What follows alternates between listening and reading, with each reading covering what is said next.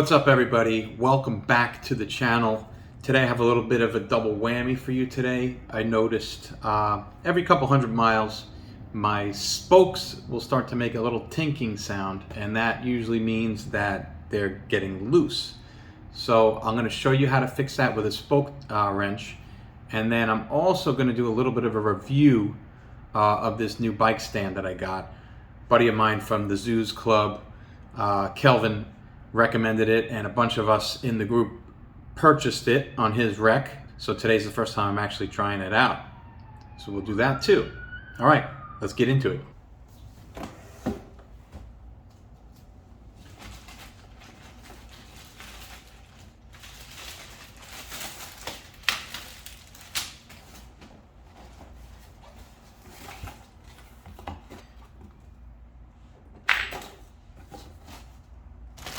All right, so this is the Ibera Easy Utility Stand. And I'm gonna say now, please forgive the mess. There's a shitload of boxes here because Christmas is next week. And I've got a lot of shit just laying around. It's a mess in here. All right, so here it is.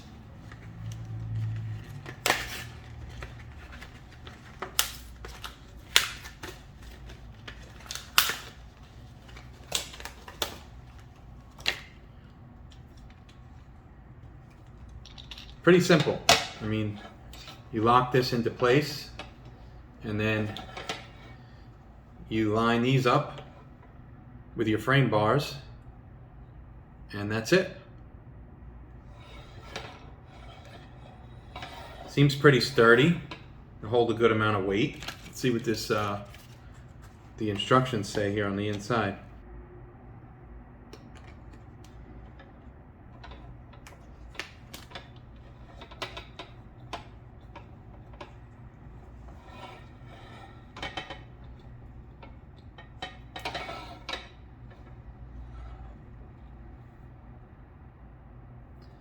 So you can see down in there, I think, there is a 3mm Allen key adjustment so that you can move these in and out a bit to get exactly where your bars need to be lined up.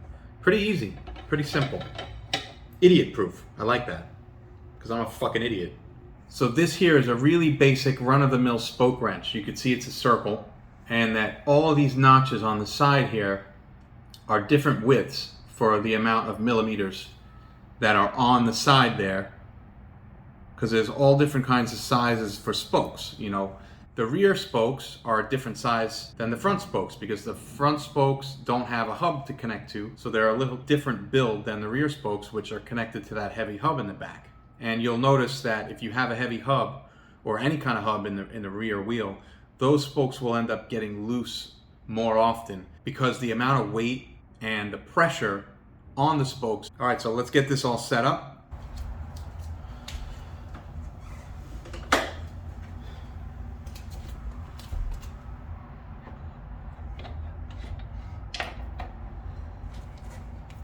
Oh, wow. All right. That's pretty awesome. I mean, right out of the box, I didn't even have to adjust this at all. I really just, all I did was tighten these down and pick a random height, and it fits nicely. I don't have to really adjust anything. Because now you see I can freely spin this. Gets it off the ground, it's perfect.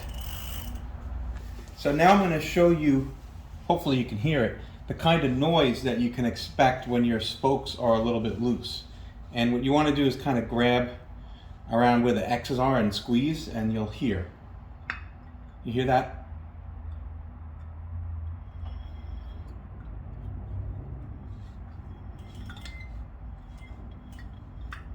Yeah. There's another. Yeah, see? This whole side.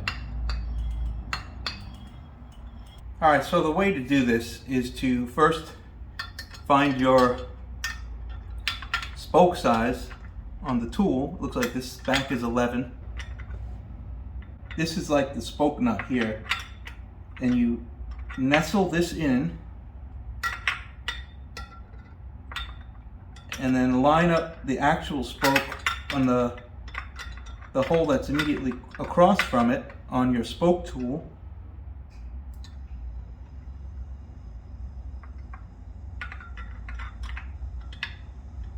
And then the trick is, the thing that's confusing about this job is you have to turn it counterclockwise to tighten it, because you're actually tightening it from the back of the screw on the other side of the rim. So you're going to tighten it this way and only do a little bit at a time, because you don't want to overdo one side. You could throw your entire wheel out of true. And then also when you do this, when you tighten down a little bit at a time, not a full turn, maybe like a quarter or a half turn, you should also alternate and do the other side of the wheel after each one, because you don't want to, again, you don't want to throw your wheel out of true. You want to keep this as balanced as it can be. It's like when you tighten your headset and you do one screw diagonal across, next, and then diagonal across. You keep that motion going so that you're tightening everything down evenly and not cramping on one side more than the other. It's the same concept with this. You want to tighten a little bit at a time, and you want to tighten it in an even pattern. That way nothing gets out of whack. So we're going to go, there's a little looseness in that one, do that. And you can see I'm only doing a little bit at a time.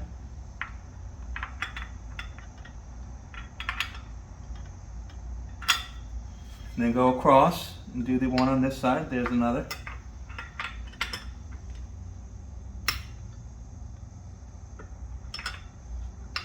This one. Just a little bit. That one's going to go more. I can feel it. And go across diagonal. The other side. This one's a little bit loose.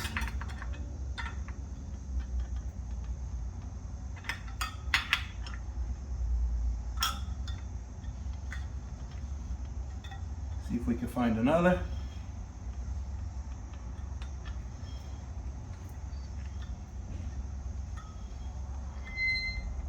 Still got that fucking squeak, as you can hear.